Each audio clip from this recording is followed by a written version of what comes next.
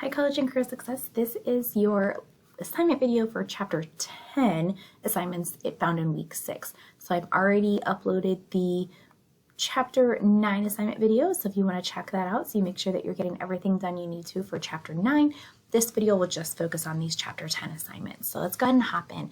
Chapter 10 is going to be talking about like money management, budgeting, things of that nature. And so the prompt for this week that you'll need to post your original response for by Wednesday night simply is, how do you feel when you don't have enough money for something? Will you stop spending on some wants while you build up your emergency fund? Because again, this chapter talks about wants versus need and money analysis and having that emergency fund. So kind of either whether it's like a current situation or something in the past or maybe something in the future, how do you approach whenever you might not have enough money for something? And it can be something small, something big. And then how do you go about kind of saving? And you can keep it general if you don't want to give away like personal details, obviously, but just kind of thinking through that process. So again, post that original response by Wednesday and respond to 2 classmates by Sunday. Now your Chapter 10 assignment is called Know Before You Owe. You're going to open up, it's going to be one of these PDFs again that you can type right in. And so I'm going to walk you through how to do this, but there's an example right above.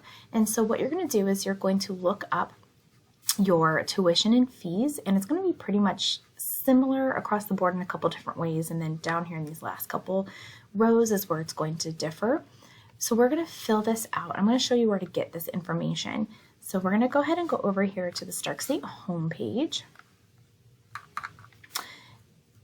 At the top of the page, under Paying for College, you're going to scroll down to Tuition and Fees. And this is good information to have regardless. And this is, you can see just a basic how much it is per credit hour. Like if you're taking 9 credit hours this summer, this is how much you're paying for.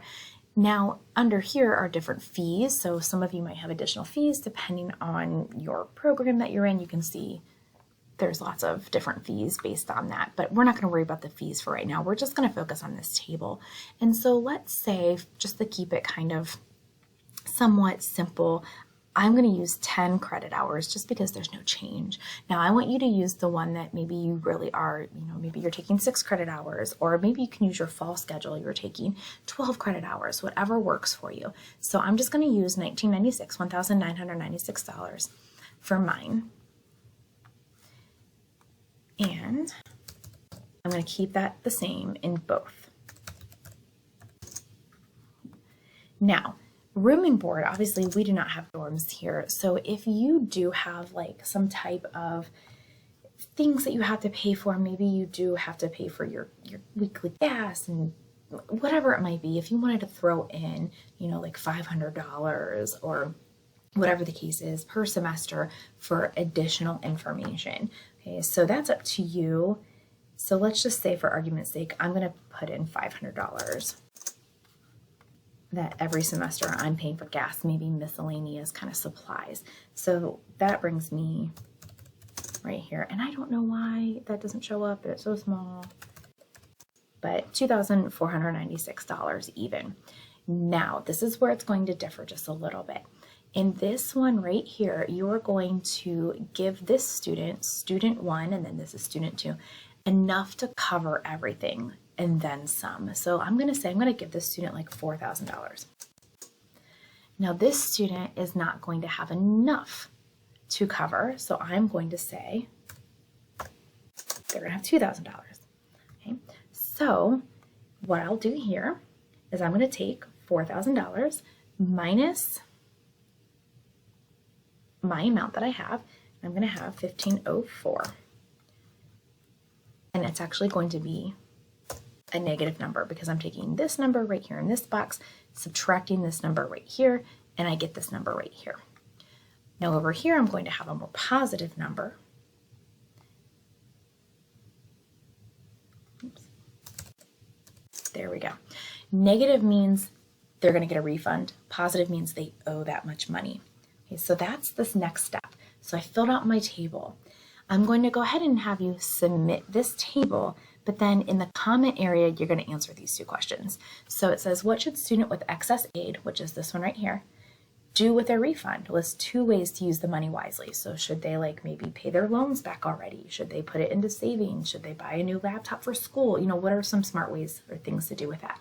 And then what should the student who owes this money do to cover the difference? You know, should they look for more scholarships or grants? Should they borrow money from a different institution? Should they take out more? Whatever the case might be. It says list 4 ways to pay their balance and rank them from most desirable to least desirable. Right? So this right here, you're going to submit this whole thing in the Dropbox and then answer these questions in the comment area. Type them out or in a Word doc and you can submit it. And then you'll submit that in your Chapter 10 assignment area. Okay, so let me know if you have questions on that, finding anything that has to do with that information. And then of course you have your Chapter 10 quiz. Here are the questions. If you realize your expenses were greater than your income, what could you do to balance that budget? You know, what kind of steps could you take? Question 2, deciding on a bank or credit union. Sometimes you have to kind of think about those. What do you think you should consider when making the decision between which bank or credit union you're going to use? How would you evaluate which option is best for you? Question 3, let's say Amari has been asked to lead a discussion on financial literacy and she's focusing specifically on credit card use. What should she include in her talk about how to use credit cards wisely? Question 4, this is going to walk us through. It says, Danny, she was just hired at the college bookstore. She wants to have extra money in her pocket. She also wants to buy a new laptop. So use the financial planning process to help her create a plan. So there are 5 steps in that financial planning process. And if you're not sure what those 5 steps are, go ahead and get into your Chapter 10 text and look at your 5 steps of your planning process if you haven't already looked at it. So we can kind of like scroll. Oops. Sometimes I confuse my books. So here they are right here, the 5 planning steps. So walk through each of those as it relates to this specific scenario. Okay? And then question 5, compare and contrast loans, grants, and work study. How are they similar? How are they different? And which options are best and why? And then again, make sure you submit that in your Dropbox. So make sure that you are completing all of your Chapter 10 assignments, post your original response by Wednesday, respond to 2 classmates by Sunday in the discussion forum, your Know Before You Owe assignment, and your Chapter 10 quiz. Let me know if you have any questions. Have a great week.